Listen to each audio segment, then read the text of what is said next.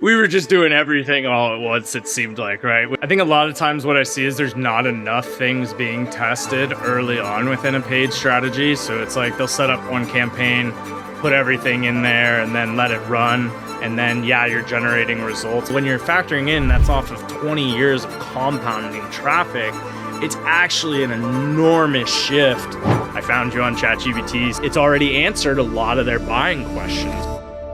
Welcome to the Entrepreneur's Logbook podcast. I'm your host, Zachary Bernard. You can find me on social at It's Zach B. In each episode, I bring on experts from various industries for you to learn about their strategies and insights driving extreme business growth. Today, we're joined by Robb Fahrion, co-founder and CEO of Flying V Group, a full-service digital marketing agency headquartered in Newport Beach, California.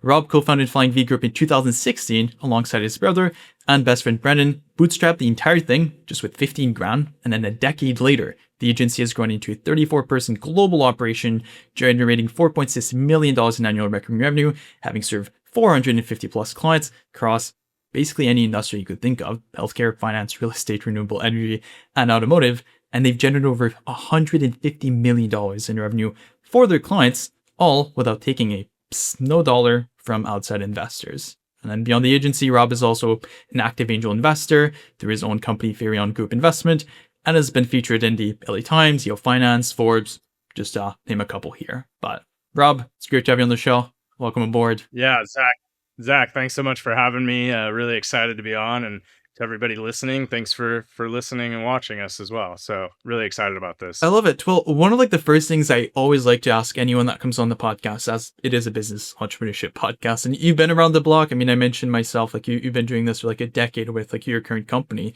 If you had to restart from scratch, knowing everything that you know today, what's kind of maybe the one thing that you would do differently that a lot of other entrepreneurs get totally wrong?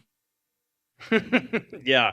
I don't know if everyone gets it totally wrong, but we probably did. And looking back, there were signs and people telling us not to do what we ended up doing.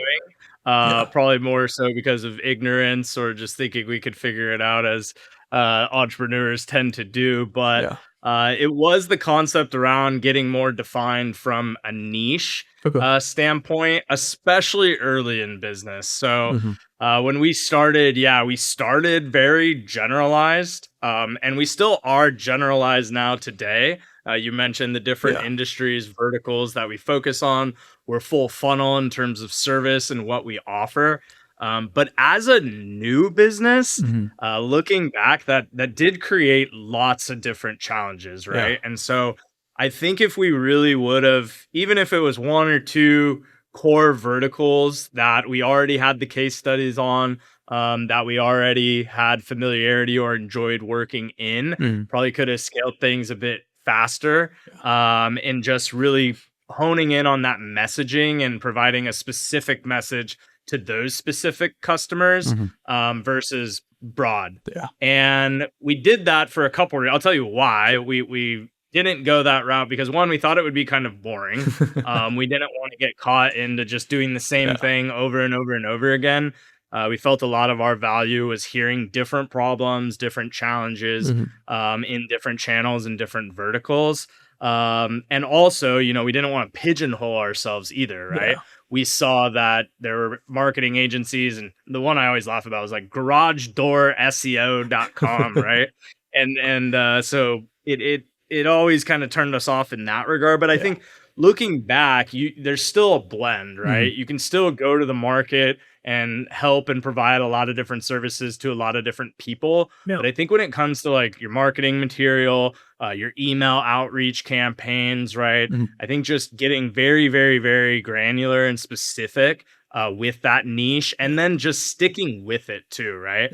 We found ourselves a lot of times bouncing from one thing to the other, and we eventually figured out what those repeatable patterns and problems were that clients were having. But I also think it was a lot tougher because we were always talking to different people. So double-edged sword, I'd say. There's definitely pros to it as well. But I think looking back would have made our lives a little bit easier had we been more refined with our target and our messaging. And I think that goes for any business, right?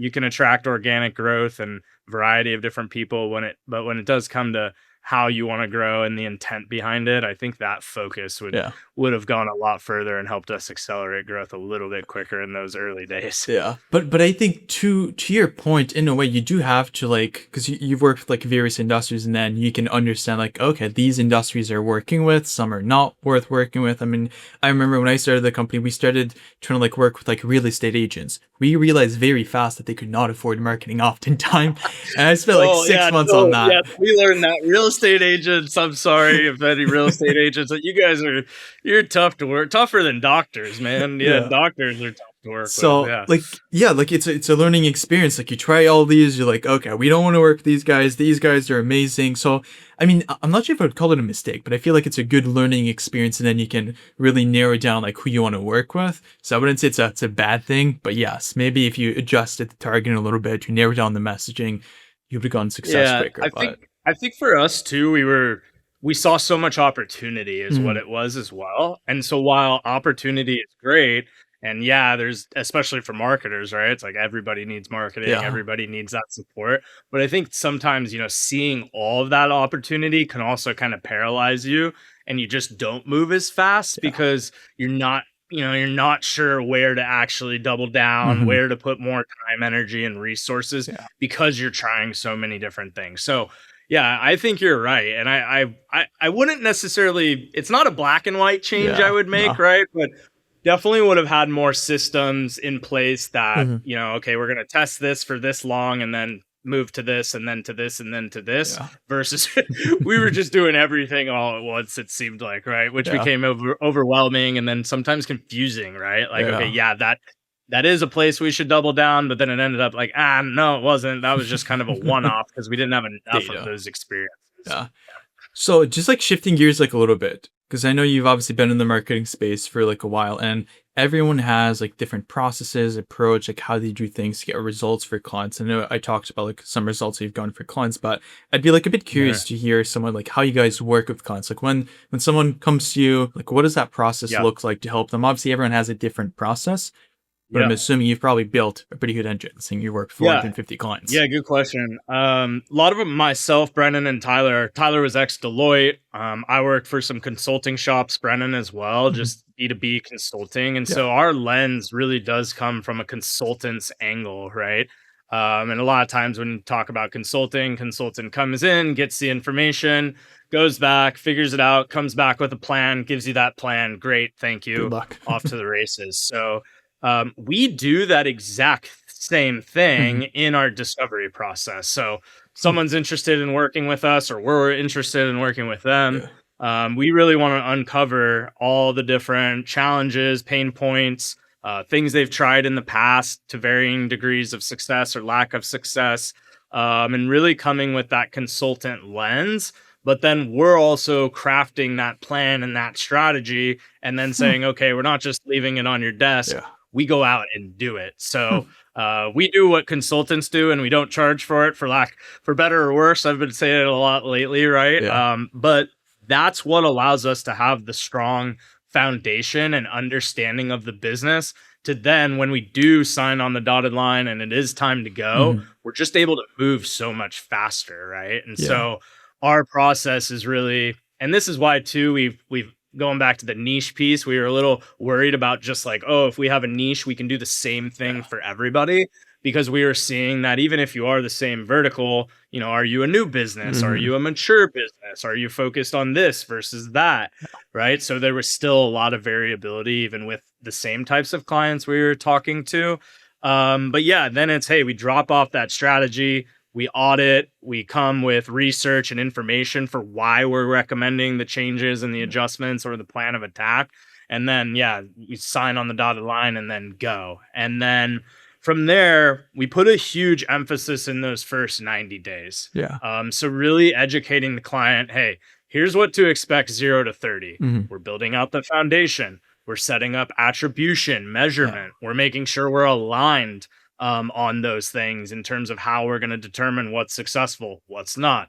Day 30 to 60. Okay, we now have some of that information, but we're ramping up and accelerating the activities and we're starting to get real customer feedback. Hey, how the ads are working. how the content's playing out in the market, etc. Yeah. Capturing that information 30 to 60, and then 60 to 90, right? That's where we're really making either big tweaks and adjustments to initial plan based on real world feedback, Mhm. or we're seeing, hey, we're getting positive Yeah. initial indicators to where we might need to diversify or adjust the strategy a little bit here, but let's keep down the straight and narrow. And then it becomes that communication and feedback loop, right? Mm. So every single month, making sure everything's one, stable and growing, Yeah. or if it's not, communicating transparently with the client Mhm. of what adjustments and changes are made. So yeah, we've seen just that 0 to 90, if we get it locked in and dialed in and tons of intent, more communication than we normally would have with Yeah. weekly check-ins and weekly touch bases. Anything after that kind of first quarter of work just becomes so much better because we have that strong foundation to then grow Yeah. and build off of a lot of times as well. Because as we get more information in, accounts optimize, Yeah. perform better, the further you get out from that T minus 0 point. Interesting. And what I love that you mentioned though is like the consultative approach. Like I feel a lot of people, I forgot what it's called. I think it's the doctor approach or something like that. That's more like a sales Mhm. fashion, but it sounds like the way you're approaching it, you're actually doing the consultation before you even start working with the client. So they Yeah, get an yeah, understanding like before you even start working with them, like, hey, this is the exact plan that we will put into action. This is why it will work. And then as we get more yep, data, more feedback, we're going to be able to get more tweaks and then you're going to get better results. And I feel a lot of people will give you a quick high level, like, yeah, that's like what we'll do. And they'll keep it pretty basic. And then like we'll figure out the rest once we get to the strategy and everything. But it sounds like you guys like pre-address that strategy. And that's not something that I hear too yeah. often. Yeah, we've had a lot of conversations about, are we giving away too much, Yeah. right? The entire playbook, or is that even the first step? Hey, we charge for that, Mhm. and then that rolls you into the plan. But I think for us, and especially in the marketing space, right? Like Yeah. trust and authenticity is absolutely critical, right? Yeah. There are a lot of other agencies that do what we do. They build websites, they generate organic traffic, they do content, they buy paid media. Mhm. Um, but that first step is the time when we can show why we're different. Yeah. And a lot of times why we're different is because the way we research, right? Taking that data Mhm. and then applying the strategy unique to the customer on top of that. So they see how we think and how we would work through problems. Yeah. We want to show them our communication and response time. All right. Set up, discovery call, got our information, Mhm. next meeting, and boom, that's our first deliverable, right? It's our first opportunity to show them we deliver stuff on time. It's thorough. You see the quality of the delivered work versus it just being a Mhm. template proposal, right? Yeah, you swap the name in or out, but Yeah. I mean, at the end of the day, there's nothing actually unique. Mhm. And I mean, we have a duty going back to that trust standpoint. Sometimes, we might go and then we do the research and we realize, actually, Yeah. we're not going to recommend this, or we think you really need to. I know you came to us and said you wanted to do SEO, but like the competition is insane. Mhm. You're telling us you need quick lead Yeah. flow. We've actually Ads. brought this to the table, Yeah. and let's put this in phase B for this reason, right? And Yeah. so that builds a lot of trust in that you're not just selling them something to sell them something, and you're coming to the table with something that we truly believe, and I'm going to write my name on it and sign my name on it, and Yeah. it's my name on the business as well that we're going to be successful with. So Yeah. yeah, it's just a critical process that we use. Not that there's not other processes that would work too, Mhm. but we just find that to work the best for our business. I love it. And just like shifting gears like a little bit, because there's a lot of talk about in like the digital marketing space specifically around AI search, Chat GPT, Perplexity, like all these different platforms that are changing how people are like finding businesses. How are you thinking about that shift? And like what would you say business owners should be doing now Mm. to make sure that they're Yeah. not like left behind in a couple months, but it's simply. Hey, great. Yeah, we just redid our website. One of our slides, the fourth one, is about AI Okay. automation, and the I tagline didn't is see "Don't it. get left behind." Yeah, no, it's great. It's "Don't get left behind." Mhm. We're thinking about it all day, every day, to be quite honest, Yeah. right? There's pivotal moments in history and in business life cycles, and AI is clearly one of them. And, if you look at just the overall analytics, and this is across all of our website, hundreds of different websites, traffic, all different sorts of traffic, right? Yeah. For the last 18, 19, 20 years, 99.9% when it comes to organic traffic came from more or less one source, Google, Yeah. right?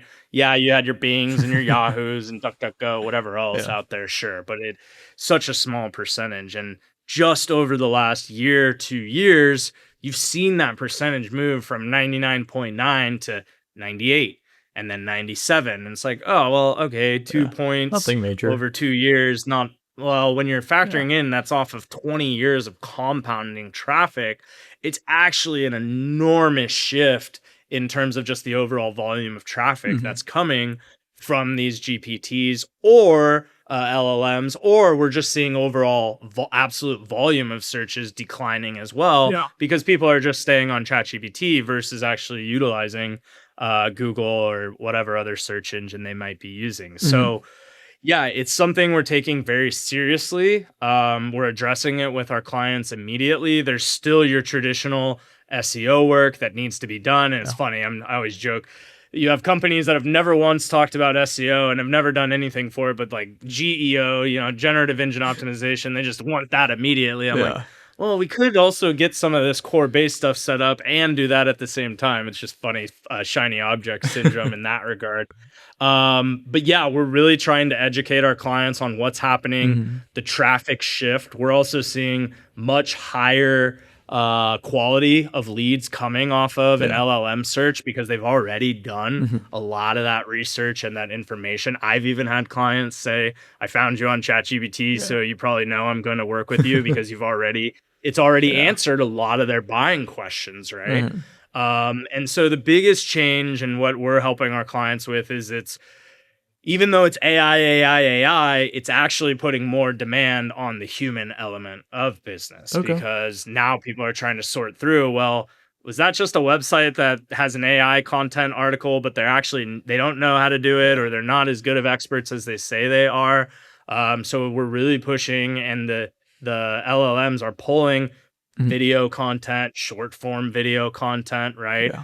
Podcasts like we're doing here, you and I actually being able to have a conversation. I don't know what question you're going to ask me next. Yeah. So then that's giving more validated proof to the potential buyer, which that's what the LLMs are pulling in more and more from a citation standpoint too. Yeah. So yeah, really bringing to light your expertise, case studies.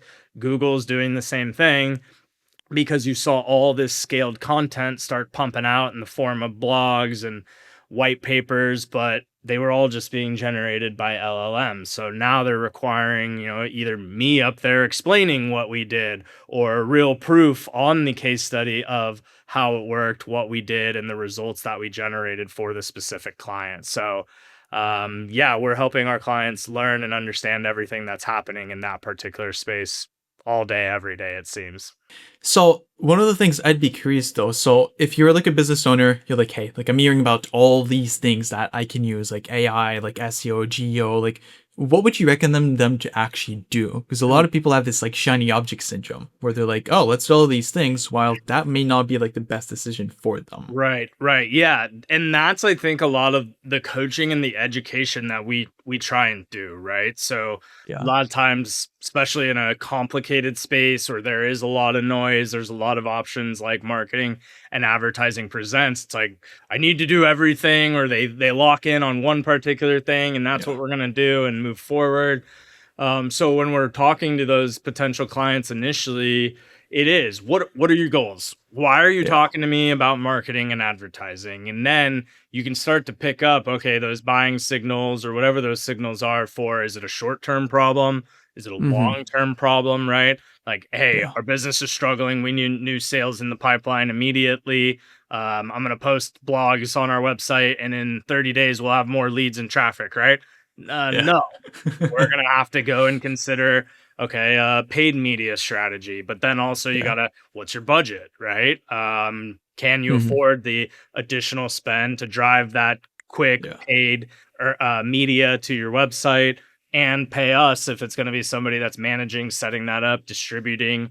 So Yeah. you're working in that way. Or a lot of times it's phasing it, right? Okay, Yeah. our end goal's this, and these are the KPIs, these are the numbers we need to hit, but we need to Mhm. give them a realistic roadmap and timeline of, okay, here's what Yeah. that's going to look like. Here's what we're going to dial in and knock out in phase A. And then once we have Yeah. phase A, then yes, we can move to whatever our phase B is or our phase Yeah. C.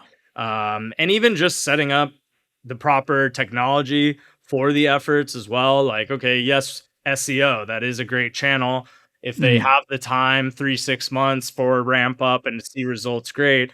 But also, we want to talk about ways to squeeze more value out of it, right? Like, if we're driving organic traffic, let's make sure we consider a pop up lead magnet to capture Mm. emails. And then, do you have Yeah. an email drip sequence, right, that we can set up Yeah. and start to get running? And similarly, you might use some of those catalysts for paid media as well. So, yeah, I mean, I think from our side, it's just asking questions about the business, not Yeah. related to marketing.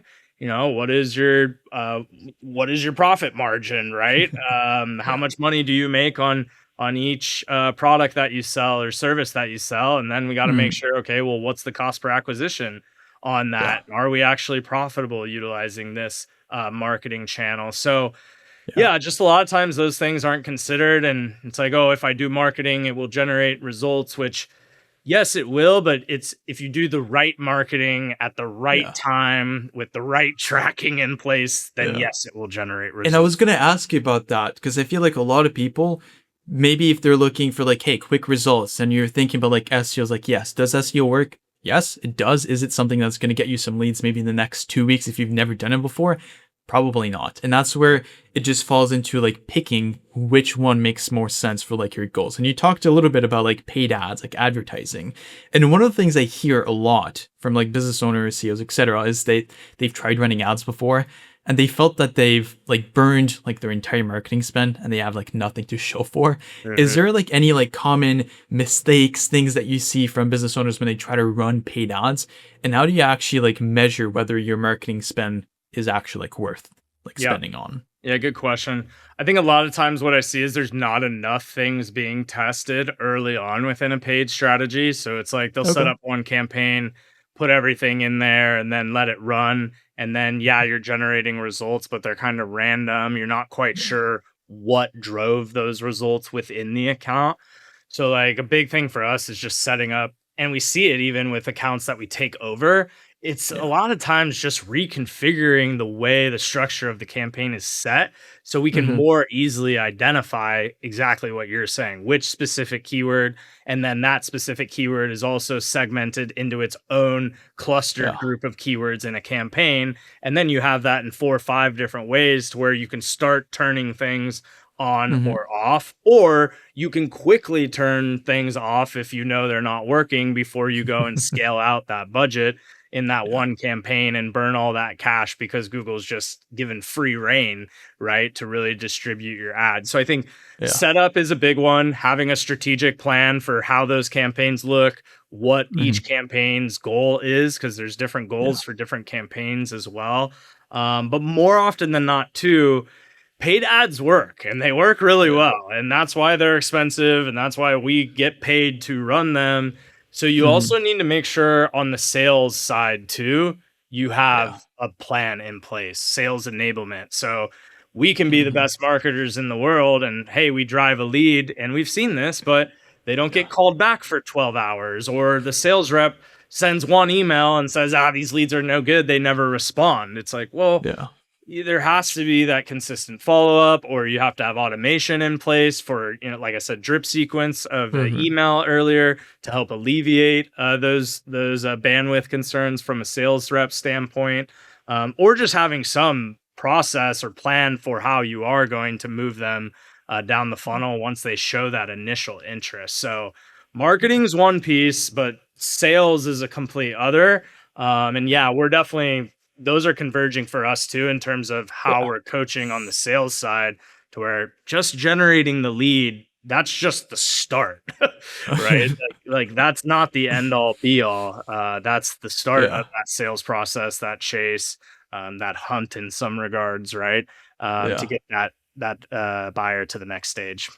Yeah, and I think that's even more present when you're thinking about like local businesses, like maybe like home services, just an example. Oh, great one. They won't even pick up the phone when you're driving like all these leads. Like, hey, we're not seeing like any like new customers like come in and like, what's going on? It's like you're taking 4 days to get back to someone. Like they've already picked a different vendor person because Right. you weren't answering your phone. And Right. that's why you got to be really quick with that Yeah, and on I your mean, sales. even that, like our discovery phase, part of the discovery is us making sure that the buyer Yeah. understands those things too, or Hmm. they're actually going to hold their team accountable and know Yeah. that it's not easy. None of this is easy, right? And so, because we can't have a situation where okay, we start generating leads and then we're just getting blamed, but in reality, there's no follow up process and Yeah. that CEO or that owner isn't willing to hold their team accountable for us. And then, Mhm. yeah, it's a lot easier to cut us than to reprimand an employee a lot of times or to change behavior. So, like, Yeah. if we don't have that buy in from the top, that's a Hmm. red flag for us when we're even Yeah. considering the situation because we got to make sure we're putting ourselves in a position in which we can succeed. Filters. Yeah, I love that. It's like wrapping things up, Rob. One of the things I always like to ask like anyone, because we've obviously covered a lot of grounds, but I always love to hear for any like business owner out there that's like, hey, we want to get more leads, we want to do our marketing better and more efficiently.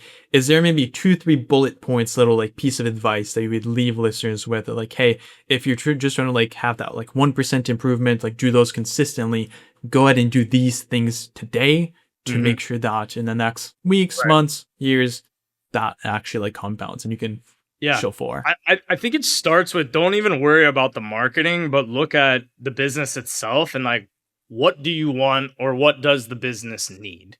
Right? Is it your sales guys are telling you that they don't have enough people to call on, or the people that they are calling on aren't interested in what they're selling? Are you Mhm. happy with your growth, but you just feel like the perception of your business doesn't match the reality online? And so you need to Yeah. focus more on brand awareness and just awareness type stuff to get your name out there. So I Mhm. think it's having those hard conversations of what have we done in the past to grow the business, what's worked, what hasn't worked, and then truly like what are your needs and want. And they might be just wants too. And are they short Yeah. term like we've talked a lot about short term? Are they long term? Do you need a partner, or is it just a Yeah. situation where a lot of this is stuff that could be done on your own, you just haven't done it, Yeah. and consideration for that, because that's another piece too, like I said, I mean, Mhm. everything we're doing, big companies do on their own, they do it Yeah. internally, right? They have their own teams. That might be the route you wanna go, and you wanna build that because there's pros to doing it that way, right? Versus Mhm. as an agency, sometimes it's tougher for us to, know Yeah. all the ins and outs of the business or what's happening on the day to day if you need to bring to life personality and you are talking brand. So, Yeah. yeah, I mean, I think it's just going back to the core. How do we want to grow? What channels will we lean into? Like, will the Mhm. company buy into? We don't want to be running Yeah. something that, hey, we're posting on social media and everyone on the team hates social media or isn't on social. You've seen that too. So Yeah. you don't get that buy-in. So yeah, I mean, I think it's just looking at your business. Is it a short-term, long-term need? And then Mhm. what's our real goal? Is it leads, Yeah. product sales, awareness? And people are always thinking, well, if it's marketing, it's always growth and revenue, but it's actually not a lot of times. Like it could just be that brand component that you're missing, which a lot of times isn't going to be a huge paid media intent acquisition type campaign. And it just accentuates everything else that you're already doing. Right. And it Yeah. was that one little missing piece or catalyst that accelerates the business to the next level. So I know a lot there, but yeah, I think it's just going back and looking in the mirror, right? And Yeah. asking yourself the tough questions about your business and then being honest and transparent with the people you are talking to that here's what we think our problems are cuz Yeah. we're here to help, like, right? There's no need to be discouraged or embarrassed by, what you've done or what has or has not worked in the past. That's all valuable information that will help us Yeah. drive better performance for you. I love it. Well, Rob, really appreciate coming on the show here. If anyone wants to get some marketing help, reach out to you. I know you're active in a couple places, but where should people look for you here? Yeah, active most everywhere being a marketing guy. Yeah, personally, LinkedIn is great. Please connect with Yeah. me on there. Shoot me a DM. I'll trade my email, sell to. I love having conversations with all different types of people, even just introductory. There's always something for me to learn from them, and there's opportunity, or even just me helping network connect. Do a lot of that just personally as well. So yeah, Robb Fahrion, Instagram, X as well, just Robb Fahrion handle. And then for our business, flyingvgroup.com, our Mhm. website, ton of blog content material. We actually just recently launched an AI marketing playbook. Just gives 10 steps for executives to consider when it comes to AI and actual practical applications. So there'll be a pop up there. Just enter your email, you'll get that. And then Flying V Group on all LinkedIn, Instagram. I don't even know if TikTok. Yeah, if you Probably. we got it all over, but yeah, we love chatting with people and just Yeah. building strong community and strong network as well. Yeah. So people for us are still in this AI age more critical than ever. So would love to Yeah. meet up with anyone. I love that. So you heard that, everyone. Head over to flyingvgroup.com. If you want to learn more, you can obviously connect with Rob basically on every social media platform, as you mentioned here. There we go. And then if you've enjoyed this episode, don't forget to subscribe, like, review, leave a comment, all that fun stuff. And then until then, keep pushing and yeah, see you in the next one.